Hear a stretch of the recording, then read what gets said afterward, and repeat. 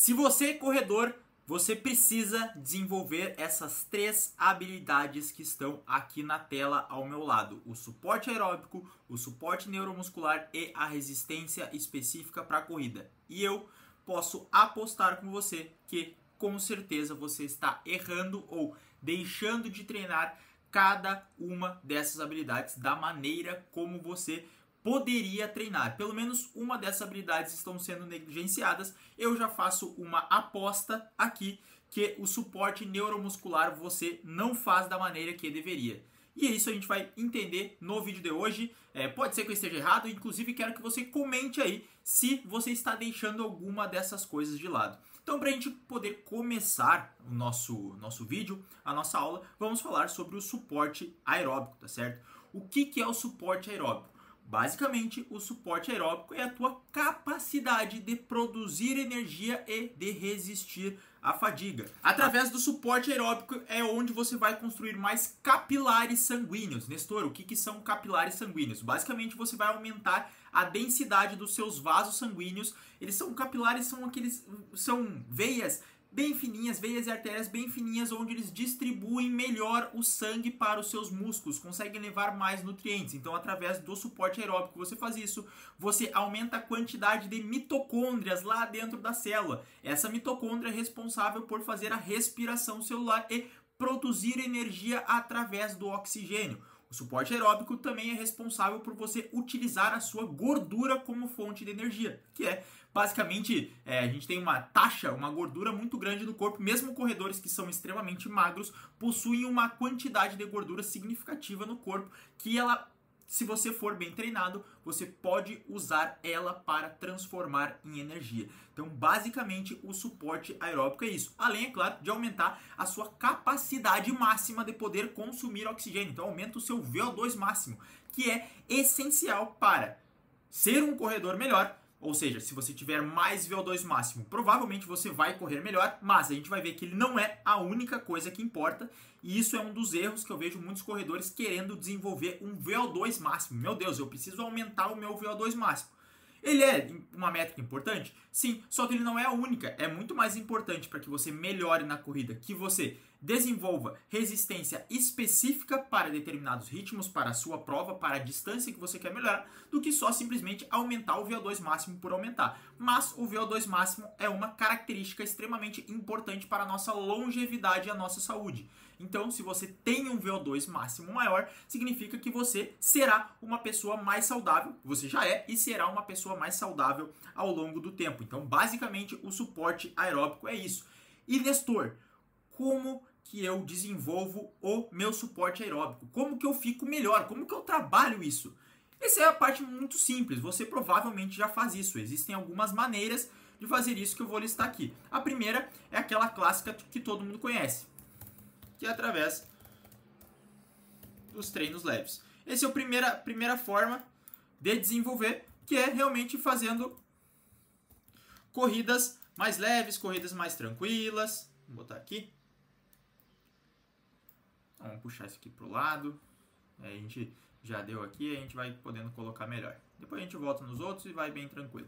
Então, ó, primeiro através dos treinos leves, das corridas, das rodagens, da famosa rodagem do corredor. Então, corridas leves, corridas moderadas, onde você simplesmente trabalha numa faixa contínua de ritmo que você dá tempo para que a sua respiração se adapte, o seu corpo se adapte, o seu corpo de forma geral se torne melhor, se torne mais eficiente para a corrida. Através dos treinos leves, com os treinos longos. Então, além dos treinos curtos que a gente faz, esses treinos leves, barra moderados, vamos botar aqui, a gente também tem os treinos longos, que é onde você passa mais tempo correndo. 1 e meia, às vezes 2 horas, que é passar mais tempo correndo em um determinado ritmo, nesse ritmo leve, nesse ritmo moderado, favorece que você tenha mais adaptações, porque você expôs o seu corpo a uma carga maior. É claro que a gente tem um limite para quando pode fazer isso. Normalmente a gente se expõe a um treino longo na semana, mas os treinos longos eles também servem para que você melhore essa via aeróbica.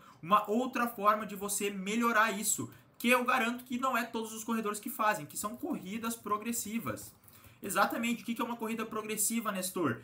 Você começa correndo num ritmo mais leve, então começa nesse ritmo leve barra moderado, e no final você acrescenta um estímulo um pouco mais forte, um estímulo difícil, confortavelmente difícil, um estímulo que te desafia um pouco mais, que eleve a sua frequência, mas que ele não seja extremamente desafiador, que ele leve você a ficar um pouco mais ofegante. E a gente pode fazer isso, por exemplo, uma corrida de 30 minutos em ritmo leve e termina os últimos 10 minutos forte, os últimos 15 minutos forte, os últimos 20 minutos forte, depende muito da fase de treinamento. Mas a corrida progressiva é uma ótima forma, porque você gerou um estresse num ritmo constante e acrescenta no final um pouco mais de estresse, um pouco mais de desafio para o seu pulmão, para que ele consiga precisar de mais ar, porque o seu coração bater mais rápido, para desenvolver esse coração, para desenvolver também a resistência muscular. Então as corridas progressivas é algo muito bom. E aí entra também os treinos de limiar, tá certo? O que é o limiar, Nestor? O limiar é basicamente o tempo que você consegue correr por 1 hora de uma maneira contínua e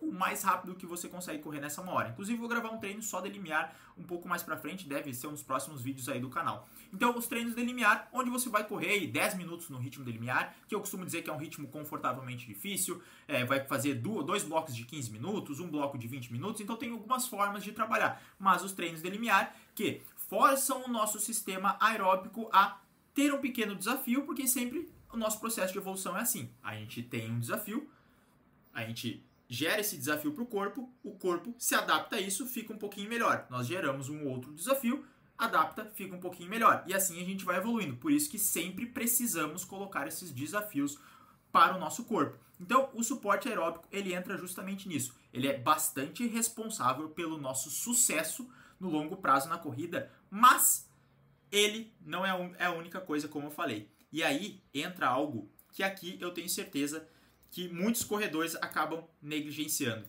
que é o suporte neuromuscular. O que é o suporte neuromuscular?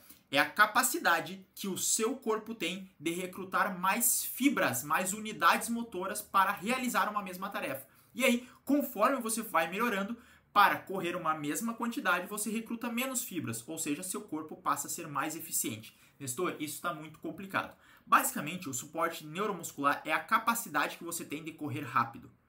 E eu te garanto, se você não faz isso, você deve conhecer a maioria dos corredores, eles não treinam a capacidade de correr rápido. E não faz nenhum sentido, porque nós, como corredores, pelo menos os corredores que querem aumentar a sua performance, desejam correr mais rápido. Mesmo aquele que quer correr uma maratona, ele não quer correr uma maratona em 6 horas, ele quer correr uma maratona mais rápido. Então, se ele quer correr mais rápido, a gente precisa treinar velocidade, porque existe um dos princípios do treinamento que é tudo aquilo que você não treina, você perde. E esse suporte neuromuscular ele é muito importante, porque você sabia que corredores que são mais potentes, ou seja, que conseguem saltar mais alto, saltar mais longe, correm mais rápido, mesmo que não tenham esse suporte aeróbico tão bem desenvolvido. Então, o suporte neuromuscular, essa capacidade de produzir força e produzir potência é tão importante quanto a sua capacidade de correr longas distâncias, a sua capacidade de resistência, a sua capacidade aeróbica. Só que muitos corredores não desenvolvem isso aqui, não trabalham porque não gostam, acham que não é importante. Só que se você começar a trabalhar isso, começar a trabalhar a sua velocidade, você vai ganhar velocidade de reserva. O que é a velocidade de reserva? Basicamente é o seguinte, a gente pode pegar agora o exemplo do Josh Kerr. Ele foi atleta do 1.500 metros nas Olimpíadas e ele ficou em 2º lugar. Ele corre 1.500 metros a pace 2:20, tá certo? É muito rápido, ele está muito acostumado a correr forte e a sustentar um ritmo forte por pouco tempo. Ele corre em 3 minutos e 27, 23, foi 27 eu acho, que foi as Olimpíadas. Só que quando ele vai correr uma corrida mais longa, correr uma corrida é ótimo, né? Quando ele vai fazer uma corrida mais longa, mesmo assim ele consegue sustentar um ritmo que para a maioria das pessoas é muito forte, como no início dessa temporada, para a maratona olímpica, ele correu uma meia maratona em 1 hora e 1 minuto. Ou seja, isso é muito forte. Às vezes pessoas, talvez você conheça, pessoas que treinam para correr uma meia maratona e não conseguem fazer isso. É claro que a gente está falando de um atleta a nível olímpico. Mas, como ele tem uma velocidade de reserva muito grande, porque ele estimula muito esse suporte neuromuscular, quando ele tem que correr de mais leve, e para ele é leve, esse 1 hora e 1, porque ele não treina para meia maratona, é leve. Para nós não é, mas para ele é. E fica muito mais fácil. E para você é a mesma coisa. Se você tem a capacidade de correr rápido, digamos que você corra pace 5:30. Só que você tem a capacidade de correr muito rápido, por exemplo, você correr 1.500 metros a pace 4. Quando você tiver que correr a 5,30, vai estar muito mais fácil, porque você consegue correr 1.500 metros a pace 4.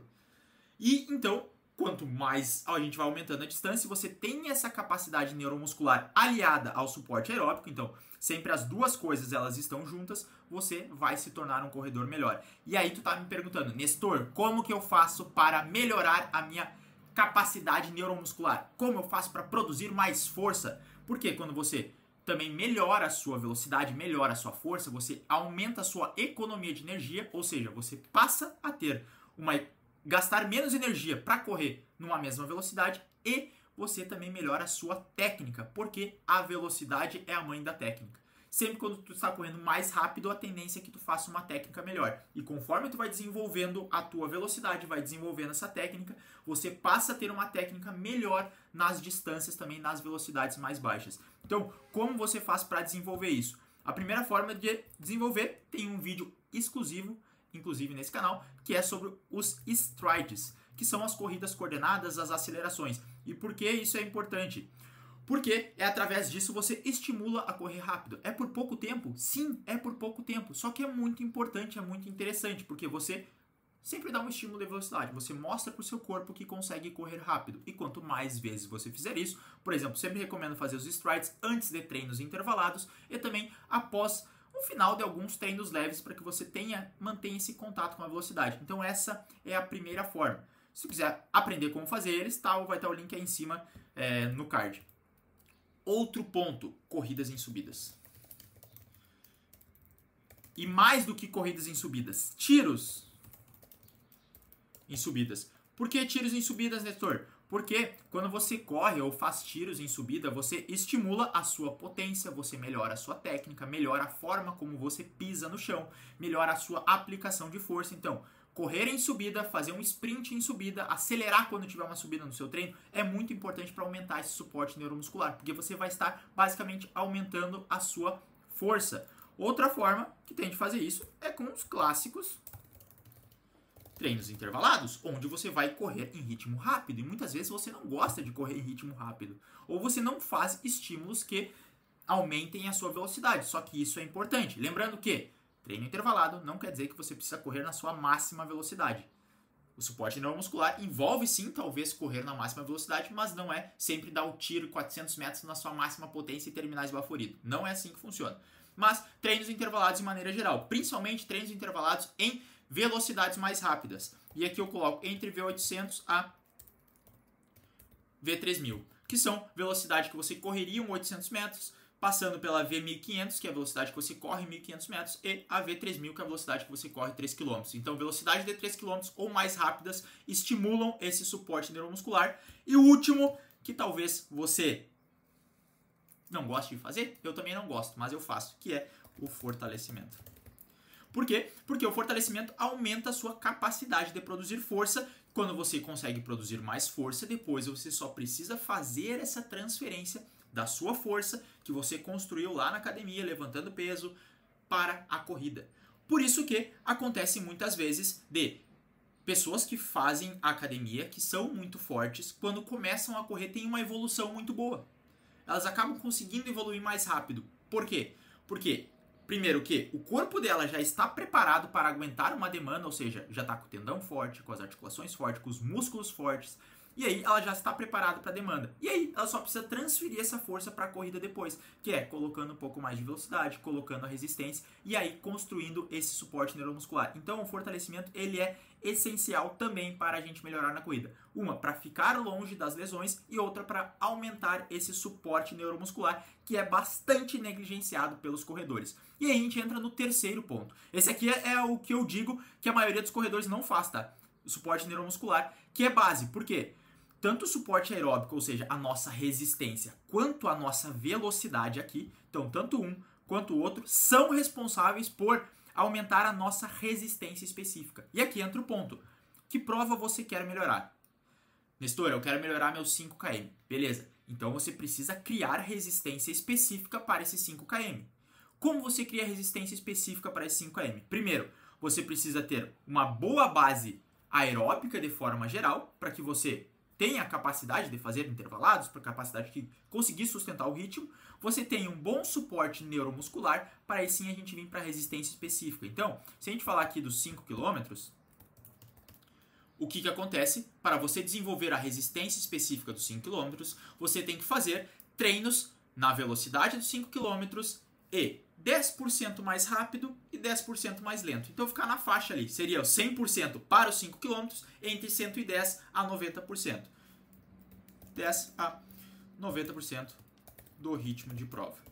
Nestor, não sei fazer isso. Como é que eu vou descobrir qual a minha resistência específica? Como é que eu vou descobrir qual é o meu 110% e 90% do ritmo de prova? Basicamente, tu pode usar as duas velocidades que são mais próximas disso. Que no caso, seus 5 km, seria a tua velocidade de 3 km e a tua velocidade de 10 km. Então tu vai fazer tiros entre essas duas velocidades, porque assim tu vai melhorar ao fazer tiros em V3000, e perceba que o V3000 está aqui, né? Só que, se ele está aqui, para você correr em V3000, se você consegue correr mais rápido, você tem uma boa capacidade neuromuscular, você consegue sustentar esses tiros em V3000, que vão favorecer a sua resistência específica, tá certo? E a 90% do ritmo da prova, que seria na sua velocidade de 10 km para um 5. Só que para correr em 10 km você precisa ter esse bom suporte aeróbico aqui para conseguir sustentar mais ritmos. Então percebam, todo o processo de treinamento na corrida, ele exige que você mantenha um equilíbrio entre a resistência, a sua capacidade neuromuscular, a sua potência e a sua resistência específica. E aí entra, não adianta ter um VO2 máximo, não adianta ser muito forte se não é capaz de correr rápido a prova que você quer. E aí, por isso que precisam os treinos específicos. E aqui esses treinos entram aí sim aqueles treinos intervalados mais clássicos. Aquele 10 de 400, aqueles tiros de 1000, aqueles tiros de 1600, tiros de 1200, tiros de 800, tiro de 3 km. Então tudo isso vai entrando aqui dentro da sua resistência específica. Nestor, quanto de resistência específica eu preciso fazer?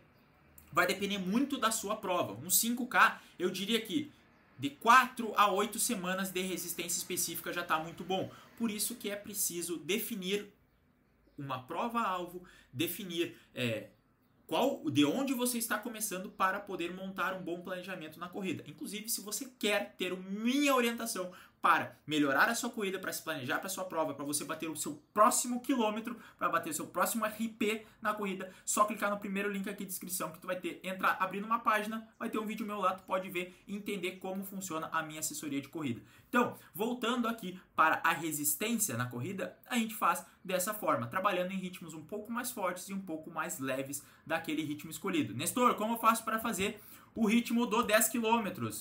Você vai fazer essa mesma coisa, vai usar o ritmo um pouco mais rápido, que seria a sua V5000, e um ritmo um pouco mais lento, que é o de meia maratona. Você vai sempre usar um pouco acima, um pouco abaixo, e claro, a resistência específica se constrói também treinando no ritmo de prova. E uma dica de ouro, tá?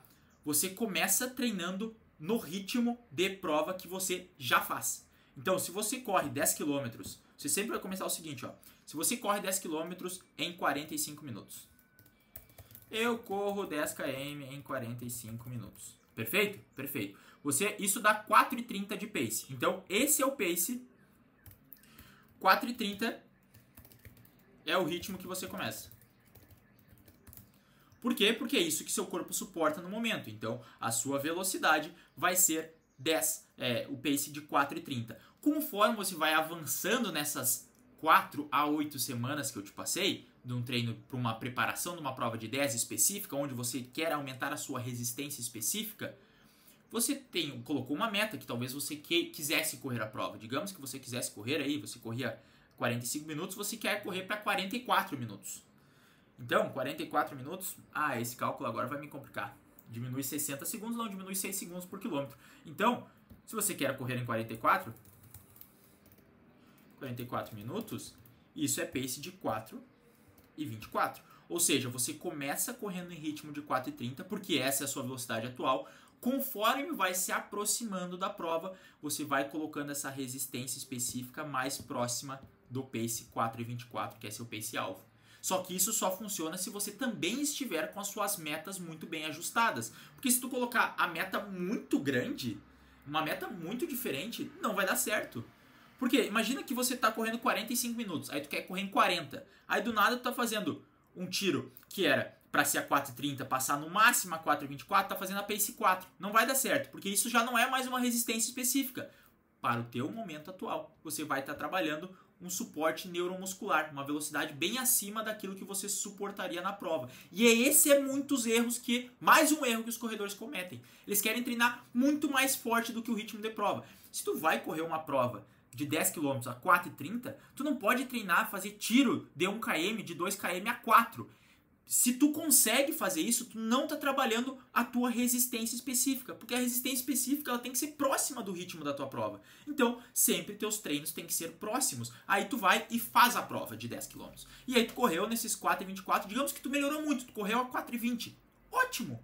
O que você faz agora? Você, na sua próxima preparação de uma prova de 10 km, você começa a partir dos 4,20. E vai melhorando, trabalhando um pouco mais forte, um pouco mais lento, dando de novo esse suporte neuromuscular, porque esses ritmos aqui que você está correndo, eles serão mais rápidos.